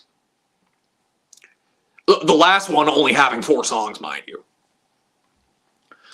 Would like some Massive Attack, would like some Rose Garden Funeral Party. Let me see what's on my Discogs want list. You know, I've been talking about me a lot this whole live stream. Why don't you guys tell me about how your day is going? Some of the stuff that you got. Come on, talk to me. Uncle Tony wants to hear it. Oh, I'll tell you what I did get. So I got some of this Calvin Klein cologne. Typically, I like wearing CK1. I know that it smells like the summer of 1995, but it's a good smelling fragrance. It's sweet, it's light note, and I prefer fragrances like that. You know, I don't really want anything strong or musky. So my grandmother, she was going to get me another bottle of CK1. She accidentally bought this instead, and frankly, I'm glad that she did, because this is really good. This is a newer fragrance. This is CK All. And it's like if I mix the CK1 that I have with the Acqua di Giorgio by Armani. If I combine those 2 fragrances, this is what you would get. I sprayed it this morning. I can still smell myself. You know, I'm not trying to choke anybody out, but my idea is when people hug me, I want them to smell it. And they're going to remember, oh my God, Tony, he smelled so good. He's so handsome. Does he have a girlfriend? Because I'd really like to give him a try. You know, he might be a really lonely guy who has little fantasies about having girlfriends late at night. So I want to be that fantasy for him. You know, stuff like that. And I like the Acqua di Gio by Armani. It's a good cologne. It's more of a citrus fragrance, which I'm not as big into the citrus as I am earthy, sweet. But this, it's only a light amount of citrus. It doesn't overpower you. You know, you listen to Nile and that shit's gonna overpower you. Okay, let me see who these people are talking about. May Credible, hey, welcome back to the live stream, man. Been quietly getting into physical media, CDs mostly. Still pretty picky though. Any tips on going deeper into it?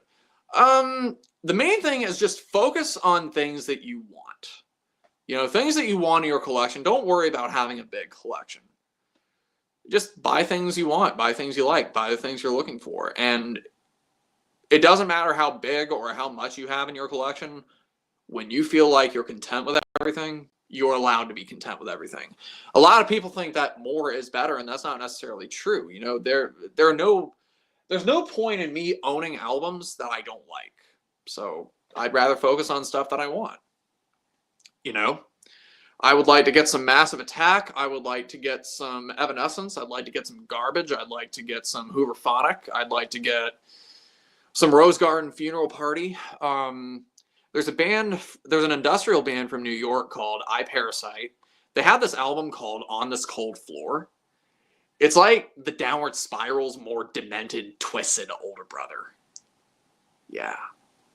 So, well, I should say younger. It's really good. You can hear it on Bandcamp. The band is called I Parasite. The album is On This Cold Floor. Let's see, I'd like to have Monster Magnets, Tab EP. I would like to have Prick the Record. That's the second album by Prick that nobody really knows about. He self-released it, and the fucking thing is rare now. Every time I find a copy, it's like $100 a piece, at least. And Kevin McMahon, he just dropped off the face of the planet. Let's see, some Loathe, some Ritual Howls, maybe a little bit of early Melvins. Fields and the Nephilim, Burning the Fields. I don't know why they didn't include that in that box set I got of theirs, but they should have. Let's see, Cradle of Filth, Nymphetamine. Yeah, gotta get some of that. Cocteau Twins, BBC Sessions. The Diva Destruction album, she's only had 3, but they're all hard to find. Wolves in the Throne Room. I would like to finish off my Wolves in the Throne Room collection because I really love them. Anathema, a little bit of Paradise Lost. I don't need a lot of that, but it's nice to have. Sculptured, which is pretty much Agalloch, but with a different name. Well, I say that because the same guys in Agalloch are also in Sculptured, so. But it's totally different music. Agalloch is more cinematic, more ambitious musically, I'd say. Sculptured, it's a different mission entirely, I think. And Ogre's Tricks. You can find it on vinyl reasonably easy, but if you want it on CD, good luck, because man, he crowdfunded that album and he got fucked. He raised $100,000 to press and distribute that album, and Pledge Music fucking stole their money, along with a lot of other artists who started a class action suit. And Ogre, I think he only ended up getting like a couple grand in like some settlement or something, because the company was flat broke. So yeah, this album that he had recorded, that he was trying to get out to people, he was trying to tour for, he fucking wasn't able to press that many. That's horrible.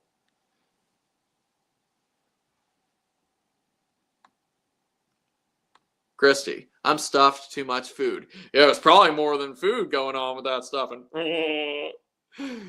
Mark Gold, is your stuff on Bandcamp? Yes, I have music on Bandcamp. I also have merch on Bandcamp. You can buy my patches from me, $6.66 a piece, free shipping anywhere in the world. And you can also buy one of my t-shirts on Bandcamp, or you can buy them directly from me if you hit me up on social media with your PayPal. So yeah, Bandcamp. I'm on Bandcamp. I'm also on every other streaming platform you can think of. I'm on Spotify. I'm on Apple Music. I'm on Amazon. I'm on Snapchat. I'm on everything. You look for me, I'm there. Connor Graves. Why is Susie's stuff so hard to get? It seems like goth is getting big. Yeah. Well, you gotta think, you know, Susie were never actually that big in North America. They were huge in England. They were huge in Europe because that's where they're from. They're British, and so they were pretty big over in those countries. But in the United States, I guess Susie was just too weird, too left field to catch on to the mainstream in a big way. In the early '90s, they were part of the Batman Returns soundtrack, the song "Face to Face." So they were big enough to be known, but they weren't like mega stars huge. The Cure, on the other hand, everybody knows who the Cure were. The Cure were a household name by 1987. And they were especially a household name when Friday came out. But Susie never really had that level of success, unfortunately, which is a shame because Susie, you know, a lot of people ask, are you more of a Cure fan or a Susie fan? But they're really so different from each other. I'll say this, Susie, the thing I love about Susie is, one, how left field and weird it is, but also just how fucking spooky it is.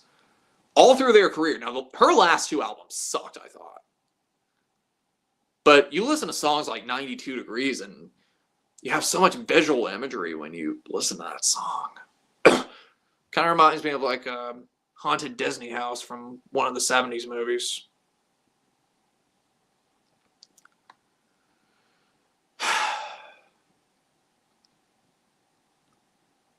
Cadaver Pouch Conveyor System. Hey, nice to see you back, man. Didn't get anything yet. Have a big order on Earache with Bolt Thrower, Obituary, Municipal Waste, and some more, but it hasn't arrived yet. Usually Earache packages take me about a week. Sometimes a little longer. Neil, are you in the Ogre camp or the Kevin Key camp? You know, what kind of question is that? Is nothing sacred? I will say this, though. I've never actually spoken to Kevin Key one-on-one. He is the only guy out of the band I've never spoken to face-to-face. Of course, I got a picture with him, got a picture with the whole group when the VIP pictures were going on. And he said hello to me and was like, hey, there you are. I saw your video when I did it the second time. And that's really the most interaction I've ever had with Kevin. I think I responded to one of his Instagram stories once, and I told him happy birthday, and he just messaged me thank you. But I don't know Kevin. Never really talked to him, and when I had this poster, when I was trying to get this poster and that other poster autographed, Dre actually was the one who had to take it in to get it autographed for me. So thank you so much, Dre. Again, I can't thank you enough. That was really nice of you. Hopefully we can meet up again, hang out. But Ogre, I've spoken to many times. You know, I did that video on him a few months ago, hanging out with him at Mad Monster. He's a really amazing guy. You know, and even outside of the Skinny Puppy part, you know, you just pretend you don't know anything about Skinny Puppy and you talk to him about anything else, and he's a good guy. Chris, sleeping in, waiting for this to be on, did nothing for the holiday, but I'm waiting till the 4th to celebrate. Yeah, when I get some of those records for you. Let's have a good shopping day. Christy, I'm lonely too. We should hang out. Well, damn it. Come on. I'll, you know, and have some mushrooms for me. We should trip together. Lord Vilger, got a book of horror movies written by Rick Baker. Hey, that's cool. Standby at work. Chilling on standby. So, do you work in healthcare? No White. Merry Christmas, dude. Glad you're having a good one. I'm having a great one. Thank you. Thank you so much. My uncle got me this really cool utility knife. I got that cologne that I was talking about a few minutes ago, the CK All. It smells really good. I sprayed it this morning and I still smell it on me. Got some good phone calls. No, I got some good text messages in. Camouflage. Thinking of seeing Dying Fetus with Cradle of Filth. Oh, a friend of mine is going to that show in Richmond. Been missing a lot of good concerts because I'm underage. Now, I'm not someone that you should take advice from regarding illegal activities, but a lot of people have had luck with fake IDs.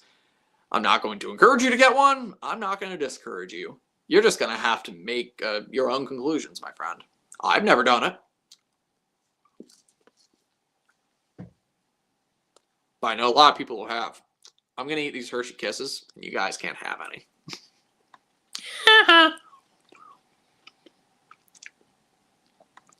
Elias Hassim, any good folk metal recommendations? I say that Agalok sometimes falls under the folk metal category. Especially the Mantle, because they use so many acoustic guitars. The amount of actually metal moments you can count from that album, it's less than 10, I'd say. Even songs where they could go hard, they hold a lot of restraint on. Like A Celebration for the Death of Man. Ring,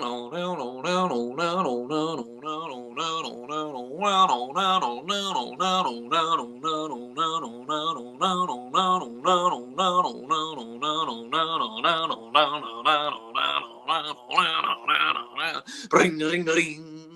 Acoustic guitar right there.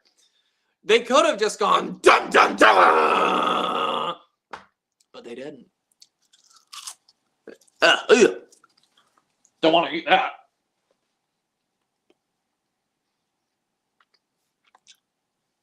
Denisha, my collection's massive, but my wish list is bigger. Hey, it's the wanting that drives us all.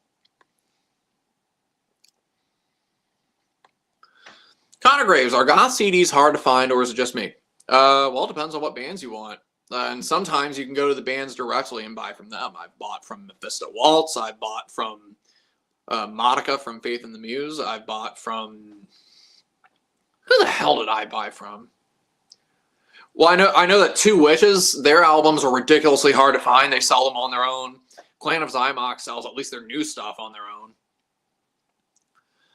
And if you go to Cleopatra, Cleopatra started reissuing a lot of the old albums in these little collections, like, check this out. Well, this isn't Cleopatra. This is Beggar's Banquet. But, you know, Beggar's Banquet, they got Love and Rockets. These little 5-album collections, I got this for like $25. They made them for Fields of the Nephilim. They made them for Bauhaus. They made them for Peter Murphy. And those are reasonably easy to find, except for the Peter Murphy one. But Cleopatra, meanwhile, they've been pressing those big giant collections of Corpus Delicti and Rosetta Stone. The Rosetta Stone box set has fucking 8 discs. It was like $40 for 8 discs. It was like Rosetta Stone's first album, then they had the singles, the EPs, and then they had Poral's band after Rosetta Stone broke up, the side project, Misery Lab. Which, it was good. I don't think it needed to be in the collection, though, but I guess not a lot of people would have bought Misery Lab without really being big fans of Rosetta Stone. I don't know. I mean, I certainly wouldn't have bought it on my own separately. All I wanted was Rosetta Stone, and I got Rosetta Stone, and I enjoyed the fuck out of it. I would love to see them live someday. Far, far, far, far deeper than you'll ever know. I listened to that album again recently. God, I love that album. Okay, the album I'm referring to, for those who are uninitiated, Rosetta Stone. The album is called An Eye for the Main Chance. Fly, my little drones. Bam, followed on Bandcamp. Thank you so much. Okay, I'm gonna like put user in timeout because he keeps talking about chefs and shit.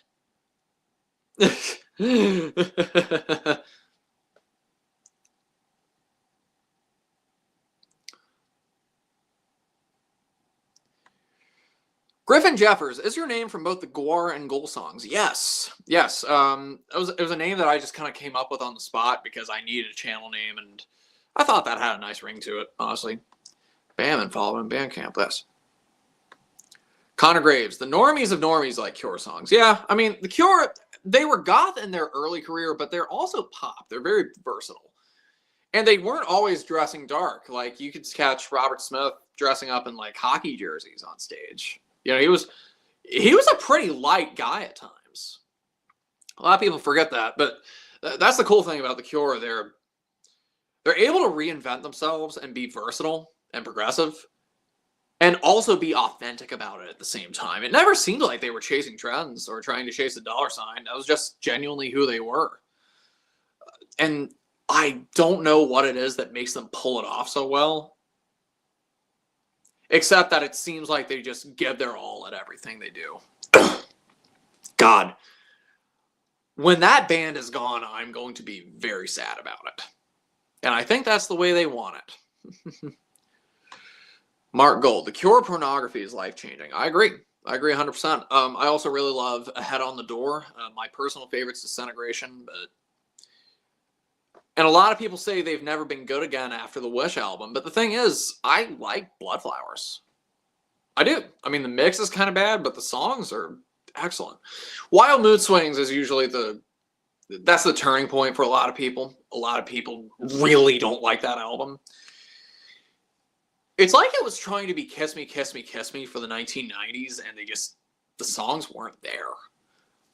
There were a couple really great songs, though. And everybody can typically agree that there were 2 or 3 really great Cure songs on that album. What people disagree on is which songs those were. For me, Want is a stone cold classic. Numb, that's another one.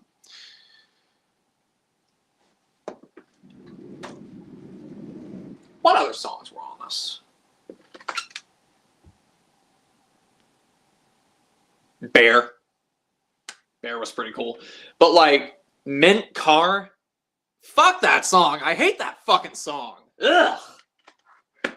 And you know what? Fuck the Love Cats too. I know it's blasphemy, me saying that, but fuck that song. Seriously. Give me The Walk. Give me Let's Go to Bed. Give me A Forest.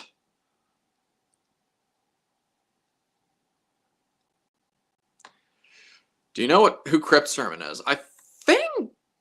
No, I didn't see them live, but I did hear about them. I like doom metal. Zoophicus, hello! Glad you were able to make it this time. You typically make it.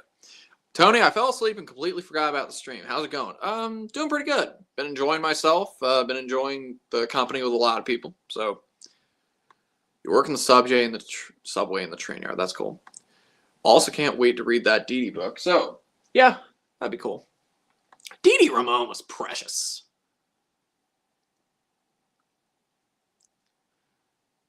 Alex Flamer, have you listened to Blood Incantation? I saw them live. I saw them open for Obituary once. They're really good. And I want to say I've seen them one other time, and I can't remember when that was. Mark Gold, are you a My Dying Bride fan? Yes. I'm currently spinning Turn Loose the Swans. Yep, my favorites are that one, the Trinity compilation, and Angel in the Dark River. Those are my three. Light at the End of the World was pretty cool. Dreadful Hours was really cool. But I don't know, it was like Aaron stopped growling and started singing cleanly 100% of the time, and it just wasn't the same again. You know, for me, what made that band work was the amount of grit along with the beauty. And eventually their shit just started to sound too clean. I don't know. Agalok took the original Mantle album off Spotify. Only the 2016 remaster is available. They didn't change the music with the remastered version. It does sound better, and it is worth buying. I have 2 copies. I've got that deluxe copy, and I've got the digipack on its own. The only thing with the well, the only differences between the original and the remaster are like the different artworks. Like they have the deer at a different angle, but musically it's the same album. So 67 Cats in a Coma production. Rock Bible from the Mentors. How awesome. Oh goodness. When you're horny, you're horny. When you're horny like me. Griffin's leaving. See ya. Denisha, I'm going to cry when the cure is done. Yep. And Robert Smith would want you to. Hey, I'm going to go bug Lily, so message me later tonight. Yeah, cool. Annalie Forrest, yes. Excuse me. What's the Dame of Darkness acoustic cover drop? When's the acoustic cover of that dropping? Hey, maybe I'll do it live someday. I'm going to have to relearn that song because I hadn't played any of it since I released it. But the task I have for the next month is I'm going to need to be remastering all of my songs. That way I can release it on Adam's label if he still wants to do that. So, yeah. I hear you get twice as many views if you stream in portrait mode. Yeah, seems that way. Seems that way. Alex Flamer, have you thought about doing a video of your favorite new albums of the year? I feel like I don't listen to enough new music to be qualified to do something like that. The thing with me is that I start listening to these albums, I get fixated on them, and then they're part of my general rotation. Because I don't want to listen to albums and have it feel like it's a chore. Like, I want to hear new stuff. I'm always looking for it, but you know, if I'm stuck listening to Curve or Cyberactive, then, you know, that's going to be what I listen to for the week. You know, this week it's been Bad Brains, it's been Drab Majesty, it's been Chelsea Wolfe, it's been... Actually, I wrote it down. What else have I been listening to? I've been listening to a little bit of Manson, a little bit of Cocteau Twins, a little bit of Dead Can Dance, and a little bit of Tool. So, yeah. I agree with Aaron's voice going, but for me, it's not enough to distract me. That's cool. Yeah, so I guess the last major item I would like to cover is being in New York and also remembering how it was in Portland. The set lists at the Goth Nights in those places were a lot different than anything we have here in North Carolina. We have some great DJs here that play at our Goth Nights. I just saw a really good one at Monstercade last weekend. A friend of mine, actually. Of course, you got 20th Century Boy. He plays with vinyl exclusively. 12-inch vinyl. Sounds great. He always has a great song selection. It's all classic stuff. He does slip some new stuff in there once in a while. He's really good. Let's see, Alice in Wonderland. She's another great one. And they're all great DJs. They're all great at what they do. But I've noticed when I go to these big cities like New York and Portland, there are some recognizable danceable hits, but generally those Goth Nights are much darker. Much darker. a lot less lighting. Like Chapel of Bones here in Raleigh, North Carolina, they're a great metal venue, but when they do goth nights, it's too bright in there. You know, it comes from just being a metal venue. You know, and it's a great venue. You know, they have great sets, they have great people that show up to those, and it's cool. But like, I go to Portland's Coffin Club, and when the Uber dropped me off in front of the Coffin Club, there was somebody who walked outside from the club, and when they opened the door, all the smoke from inside crept out into the sidewalk. You know, there was that mystique. There was, and you could barely fucking see in front of you in there. At either floor, there were 2 floors. And same thing with New York, Talon Bar. There was the upper floor, there was the lower floor, and both sets were dark as shit. So I had a little pipe dream idea a few days ago. What if I became a DJ? I mean, think of all the fucking stuff I could put on that. So maybe a little less, just the overall theme I'm trying to go with here is dark. Like danceable, maybe some recognizable stuff, but like album tracks. Okay, so we got Cabaret Nocturne, Blind Trust, 9 Inch Nails, Into the Void, 242, Circling Overland, Manson's Dogma, Pumpkin's Eye, Velvet Acid Christ, Frontline, Drab Majesty. But I'm addicted to Drab Majesty now. Thanks, New York. Some Miranda Sex Garden, some Twin Tribes, some Lords of Acid, Kiss Eternal. That's a pretty dark song, especially for them. Some Adult, some Godflesh, some Creatures, some Kevin Key, some Thrill Kill Cult, some Cyberactive, some Praga Khan, The Moon, Switchblade Symphony, Dollhouse. You know, you could do stuff like that. You know, I'd have to figure out some name for me that's not going to be fucking stupid. But I think that's something I could maybe learn how to get into. You know? Okay, Yoshi's back, so I'm just going to put you in timeout. You're having a seizure over here in my comment section. Honestly, favorite crust punk bands. I say Dystopia, if you count them as crust, and next to that would be Nausea. Extinction, fucking great stuff. I used to really like crust punk, and over the years I've gotten into less punk music and just more metal in general. Jesus built my guitar. I got done eating from dinner with my family, so glad I made it to the stream. Hey, thank you. Thank you so much. Opinions on Manson's new album. Well, I so happen to have the long box version of it. I tuned out of Manson after a while because I bought High End of Low when it was new.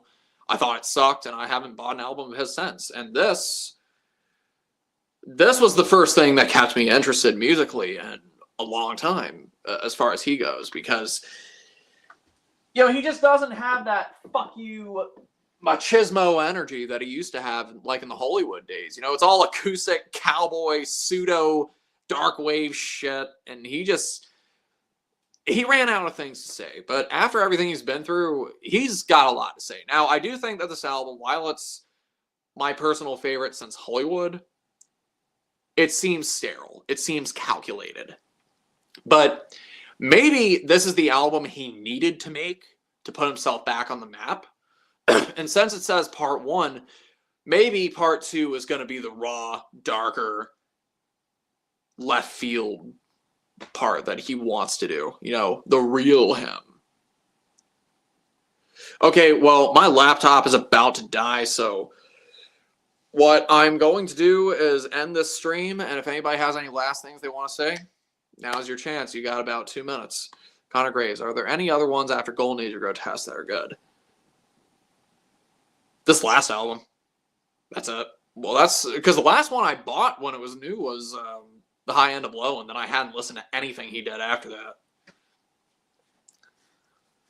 It was like I listened to Eat Me, Drink Me the year it came out, and it was different even back then. That angst just wasn't there.